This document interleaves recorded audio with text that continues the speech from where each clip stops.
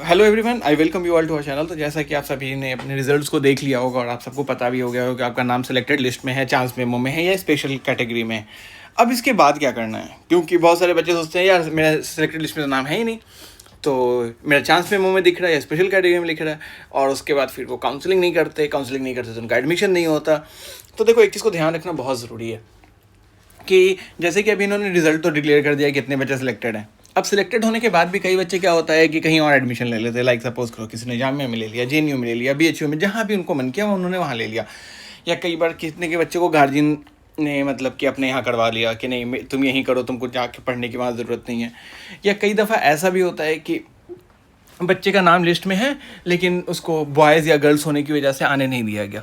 तो इस तरह की चीज़ें भी देखने को मिलती है। ठीक है, इन डैट केस क्या होता है कि बच्चा कुछ कर नहीं पाता, वो बच्चा वहाँ एडमिशन नहीं ले पाता। अब वो सीट्स क्या होती है, वैकेंट रह जाती है। अब जब सीट्स वैकेंट रह जाती है, इन डैट केस क्या करना होता है, तो इन डैट केस बच्चों के पास एक ही ऑप्शन बचता है कि अब वो सीट्स को छोड़ देता है। तो इसलिए जो भी बच्चे चांस मेमो में हैं या स्पेशल कैटेगरी में, उनको काउंसलिंग करनी चाहिए। अब बात करते हैं ये काउंसलिंग कैसे होगी, कब करना है, क्या प्रोसेस है।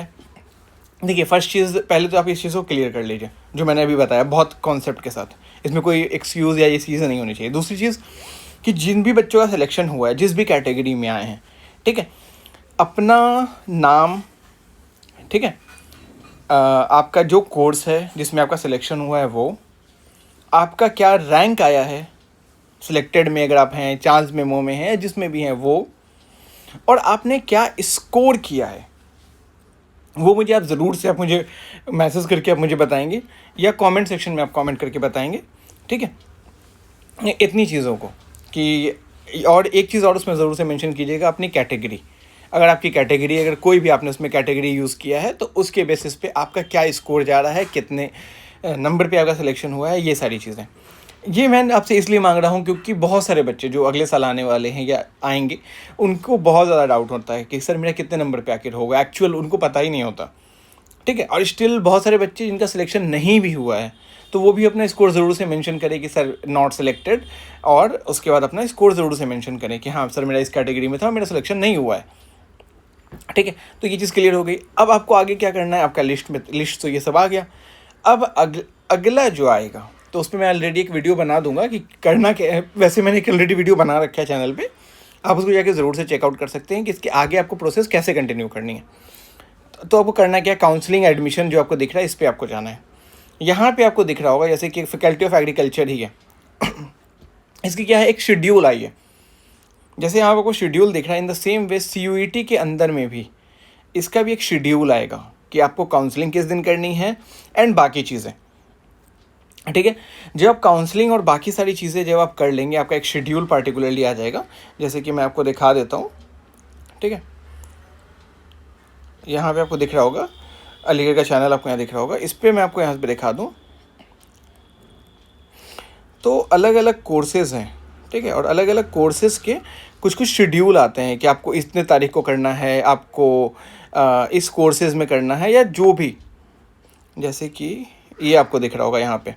ठीक है, तो आपको दिख रहा है कि हाँ इतने तारीख को वो काउंसलिंग करनी है, इतने को रजिस्ट्रेशन करना है, डॉक्यूमेंट्स अपलोड करना है, ये सारी चीज़ें आपको यहाँ पे दिख रही है। ठीक है, इन द सेम वे जैसे यहाँ पे ये सारी चीज़ें मेंशन है, वैसे ही आपको आगे की प्रोसेस करनी है। ठीक है, अब कैसे आपको रजिस्ट्रेशन करना है, कैसे लॉगिन करना है, कैसे डॉक्यूमेंट अपलोड करना है, कैसे आपको चॉइस फिल करना है, इन सब पे ऑलरेडी मैंने एक वीडियो बना रखा है, उसको आप जाके ज़रूर से देख लीजिएगा। साथ साथ डॉक्यूमेंट सबमिट करते वक्त उस चीज़ को ध्यान रखिएगा। अब रहा आपको कैसे देखना है, इसका लिंक मैं आपको डिस्क्रिप्शन में ऐड कर दूंगा कि आपको करना कैसे है। ठीक है, तो इतनी चीज़ें आपको क्लियर हो गई होगी कि आखिर क्या करना है, इसके आगे आपको प्रोसेस क्या है एंड ऑल। अब आते हैं इसके हॉस्टल पे।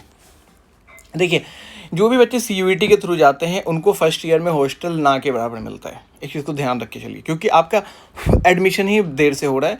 एडमिशन देर से हो रहा है तो आपका जो हॉस्टल का रैंकिंग जो आपका बनेगा वो आपका बाद का बनेगा। जब आपका हॉस्टल का रैंकिंग बाद का मिलेगा तो इन डैट केस आपको फर्स्ट ईयर में हॉस्टल नहीं मिलेगा, चाहे आप बॉयज़ हो या गर्ल्स हो। गर्ल्स में कुछ बच्चों को हॉस्टल ना मिल के उनको एनेक्सी मिल सकता है, बॉयज़ में तो बच्चे मैनेज करके रहते हैं। ठीक है, कंफ्यूज होने की ज़रूरत नहीं। अब ये एनेक्सी क्या होता है और हॉस्टल क्या होता है, दोनों में फ़र्क क्या, तो मैं आपको बता दूँ। देखो, एक हॉस्टल है, हॉस्टल के अंदर में अलग अलग सा हॉल होता है। हॉल में एक रूम में 4 बेड होता है और एक बैक रूम होता है, यानी 5 लोगों का बेड होता है नियर अबाउट, ठीक है।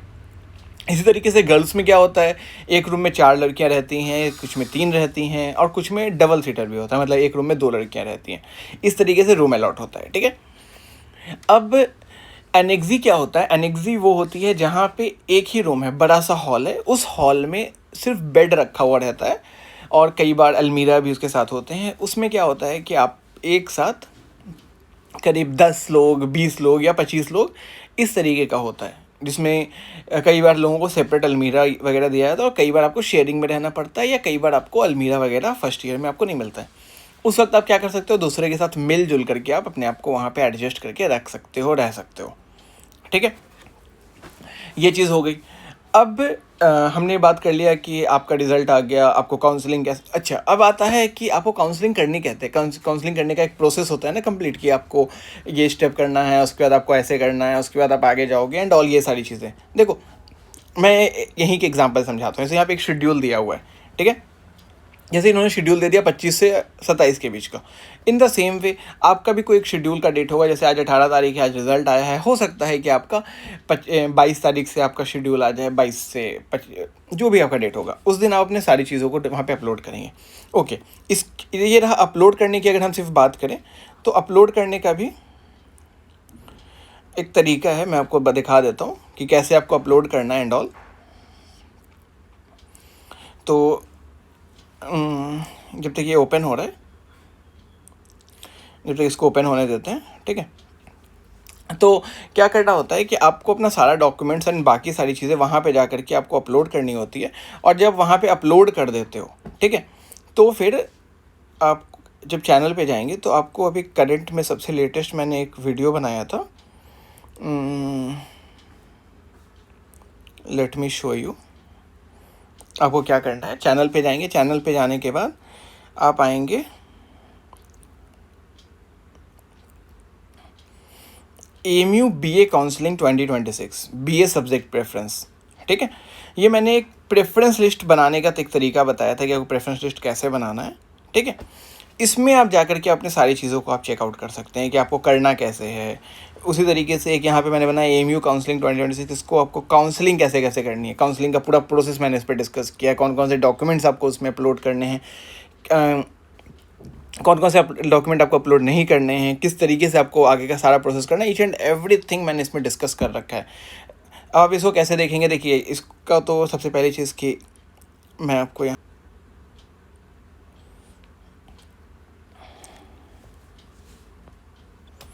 तो आपको यहाँ पे दिख रहा होगा कि मैंने पूरे चैनल को फाइनली ओपन कर लिया।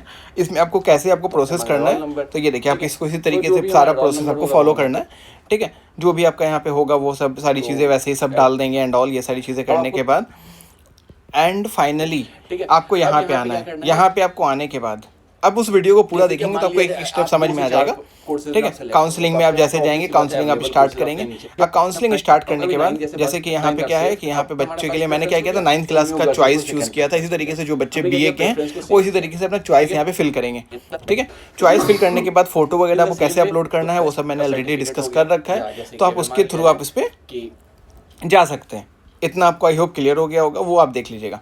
ओके, अब रहा फ़ोटो, कई बार बच्चों से अपलोड नहीं होता, कई बार गड़बड़ी भी होती है, कई बार वो सही से अपलोड नहीं कर पाते एंड ऑल, ये सारी चीज़ें। तो इन्हीं सब चीज़ों को देखते हुए हमने क्या किया है, हमने अपने वेबसाइट्स पे पार्टिकुलरली एक इमेज कन्वर्टर का सेक्शन ऐड कर दिया है, ठीक है।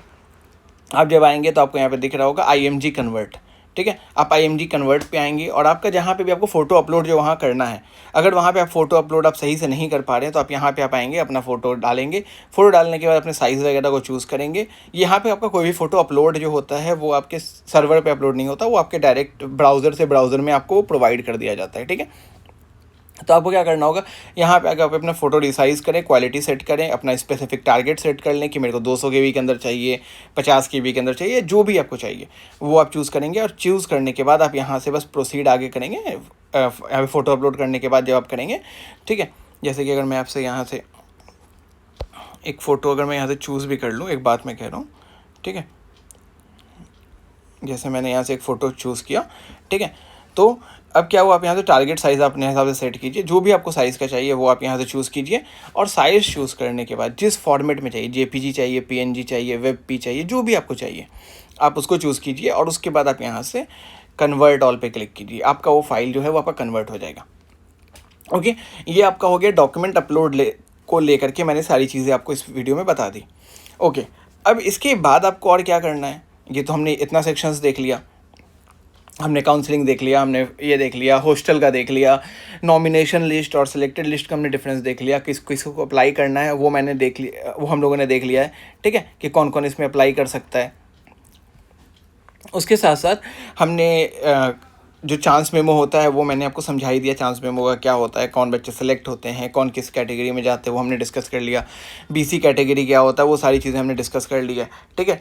उसके अलावा एक वीडियो और आपको चैनल पे मिलेगा एंटी रैगिंग को लेके, एंटी रैगिंग का सर्टिफिकेट अपलोड अभी आपको ज़रूरत नहीं पड़ेगा, वो बाद में पड़ेगा, बट हाँ आपको गैप ईयर का आपको ज़रूरत पड़ेगा। अगर आपने गैप ले रखा है तो आपको गैप ईयर सर्टिफिकेट आपको बनवाना पड़ेगा। आप गैप ईयर सर्टिफिकेट जैसे ही आप बनवा लेंगे उसको ज़रूर से अपलोड कीजिएगा गैप ईयर सर्टिफिकेट को, ठीक है।